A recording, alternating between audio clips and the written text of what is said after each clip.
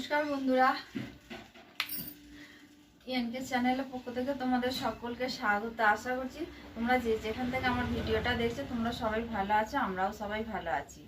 আজকে আমি এক জায়গায় যাচ্ছি। কোথায় যাচ্ছি তোমাদের সেখানে নিয়ে গিয়েই দেখাবো।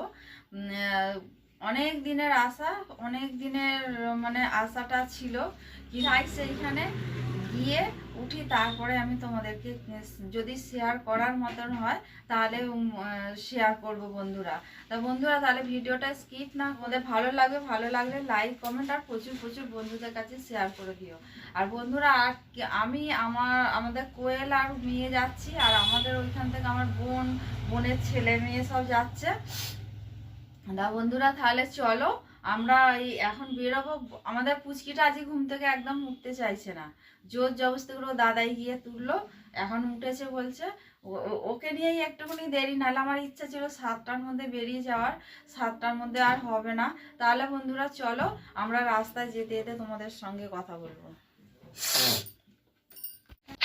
বন্ধুরা বেরিয়ে পড়লাম রাস্তায়। দেখো বন্ধুরা স্টেশনে চলে এসেছি, আমাদের বাউরিয়া স্টেশন। বাউরিয়া স্টেশনে দাঁড়াতে ট্রেন ঢুকে গেছে। ট্রেন ঢুকে যেতেই তারপর ট্রেনটা দাঁড়াতেই সঙ্গে সঙ্গে আমরা উঠে গেছি। কিন্তু সঙ্গে সঙ্গে আমরা সব কিছু পেয়েছি বন্ধুরা, কিন্তু দুঃখের বিষয় আমাদের টিকিয়াপাড়ায় 40 মিনিট ছিল, হাওড়ায় যেতে গিয়ে 3বার দাঁড়িয়েছে। ওই জন্য আমাদের যেই জায়গায় যাচ্ছি সেই জায়গায় যেতে গিয়ে আমাদের অনেকটা দেরি হয়েছে হাওড়ার থেকে। তারপর আমি কোনো ভিডিও করতে পারিনি, কারণ আমি রাস্তাঘাট চিনি না। কোয়েল আগে মেয়ে নিয়ে আছে, আমি ওকে পিছনে পিছনে যাচ্ছি, ওকে ফলো করতে করতে যাচ্ছিলাম, রাস্তা নাহলে ভুলে যাব আমি। তা বন্ধুরা তারপরে গেলাম বর্ধমান না কানলার লোকালে উঠলাম। উঠে আমরা নামলাম চুঁচুড়ার থেকে গেলাম টোটো করে একদম গঙ্গার পার। আর গঙ্গার ওপারেই হচ্ছে মা নৈহাটি। হ্যাঁ, নৈহাটি মায়ের দর্শন। নৈহাটি মায়ের বড় মায়ের দর্শন করলাম প্রায় 200-300 লোকের পিছনে লাইন দিয়ে। তা বন্ধুরা তারপরে লাইন দিয়ে কোনো রকমে পুজোটা দিয়েছি, খুব ভালোভাবে পুজোটা দেয়া হয়েছে, কিন্তু ঠিকঠাকভাবে ভিডিও করতে পারিনি। তা বন্ধুরা তারপরে পুজো দিয়ে বেরিয়ে আসলাম, বেরিয়ে এসে নিয়ে নিলাম খাবার কিনে নিয়ে উঠে পড়লাম আবার শিয়ালদার ট্রেনে উঠলাম। শিয়ালদা গেলাম, শিয়ালদায় মানে নৈহাটি ট্রেনে উঠলাম, শিয়ালদায় নামলাম, নেমে তারপরে বাসে উঠলাম। বাসে উঠে এই যে দেখছো বন্ধুরা সন্তোষী মা, গণেশ ঠাকুর আর হচ্ছে শিবের মূর্তি দেখলাম। দেখে এইখানেও লাইন দিলাম। আসলাম কোথায় জানো বন্ধুরা, এই যে শ্যামসুন্দরী মায়ের কাছে। অনেক দিনের বন্ধুরা আশা ছিল, সেই আশা আমাদের পূর্ণ হলো।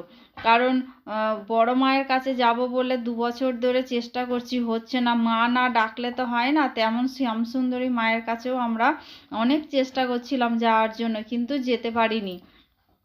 শেষ পর্যন্ত মা টেনেছে, তাই জন্য আসতে পারলাম। তারপরে বন্ধুরা ওখান থেকে বেরিয়ে পড়লাম, আবার শিয়ালদা স্টেশনে আসলাম। এসে ট্রেন ধরলাম বজবজের। আর তারপরে পৌঁছে গেলাম বজবজে। আর বজবজে এই যে দেখো বন্ধুরা গঙ্গার পাড়ের এই যে আলোগুলো কি ভালো লাগছে না, বজবজটা অন্ধকারটায় খুব ভালো লাগছে। আলোতে তো দিনের বেলা তো সব দেখি মাঝে মাঝেই, কিন্তু রাতের দৃশ্যটা দেখা যায় না, দেখতে পাই না। তারপরে বন্ধুরা রাত্রিবেলা চলে আসলাম, রান্না বান্না করে ডোরাকে খাওয়ালাম, আমরা খেলাম। খেয়ে দিয়ে এইটা হলো পরের দিনে আমি চলে এসেছি দুপুরবেলা। একেবারে সকাল থেকে ব্লগটা স্টার্ট করতে পারিনি, কারণ অনেক কাজ ছিল আর অনেকটা ব্যস্ততা ছিল। আর আমার একটা অসুবিধার কারণে না বন্ধুরা আজকে ভিডিওটা আমার ছাড়তে অনেকটাই দেরি হয়ে গেছে, কারণ আমার চশমাটা না ভেঙে গেছে হঠাৎ করে বলতে কি, তোমাদের দাদা আমার ব্যাগের মধ্যে দিয়ে দিয়েছিল, আমি সেটা জানি না। ঘরে এসে দেখি আমার চশমা ভেঙে আছে, ওই জন্য ভিডিও দিতে।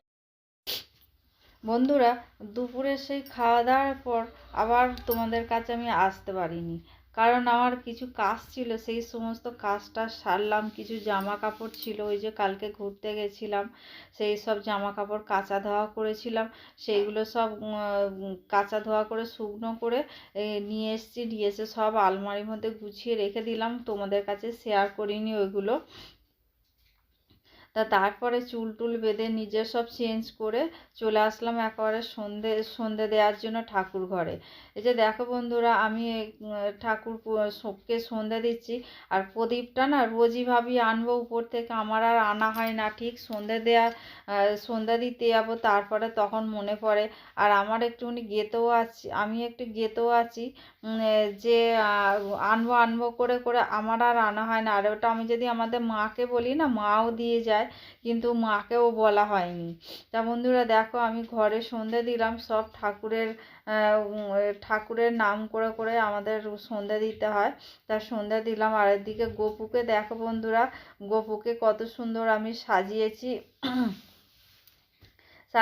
আবার তো সেই জামা চেঞ্জ করিয়েছি, জামা সোয়েটার সব চেঞ্জ করিয়ে আবার চূড়া বাসি দিয়ে কানেরটা পরানো হয়নি।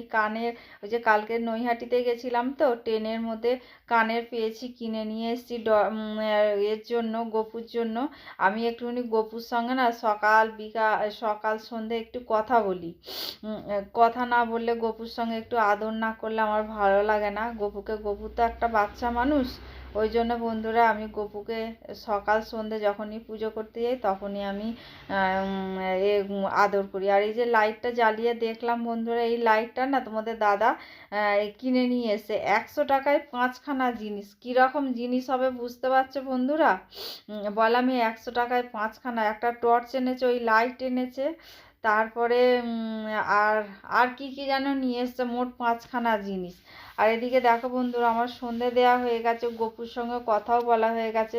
আমি সন্ধেবেলা মুড়ি টিফিন নিয়ে এসেছি, তরকারি আর মুড়ি, আর চা আগেই খেয়ে নিয়েছি। আর এদিকে ডলের অবস্থা দেখো, এর পিঠের উপরে উঠে বলছে টকবক টকবক ঘোড়া। তারপরে দেখো বন্ধুরা, 9:30 পর্যন্ত, 9:30 না, আজকে 10টা পর্যন্ত ডল আমাদের ঘরে ছিল। ওর মায়ের দোকান থেকে আজকে আসতে দেরি হয়ে গেছে, কারণ বিয়ের সিজন তো এখন একটুখানি কাজ আছে, ওই জন্য কাজের জন্য বন্ধুরা, তা ও আসতে পারেনি। তা ওই জন্য একটু দেরি করে এসছে। দেরি করে আসার পরে এই যে ওর রুটি বেলে দিল, আমি রুটি সেঁকে নিলাম। তারপর রাত্রিবেলা খাওয়া দাওয়া কমপ্লিট। আমরা এখন বিছানার উপরে উঠে পড়েছি। তোমাদের দাদা শুয়ে পড়েছে, ডোরাও শুয়ে পড়েছে। আমি বসে বসে এতক্ষণ ধরে এডিট করলাম, আর এখন আমি তোমাদের কাছে লাস্টে দিয়ে যাচ্ছি। ভিডিওটা একদম ছোট হয়েছে। তোমাদের যদি ভালো লাগে লাইক কমেন্ট আর প্রচুর প্রচুর বন্ধুদের কাছে শেয়ার করে দিও।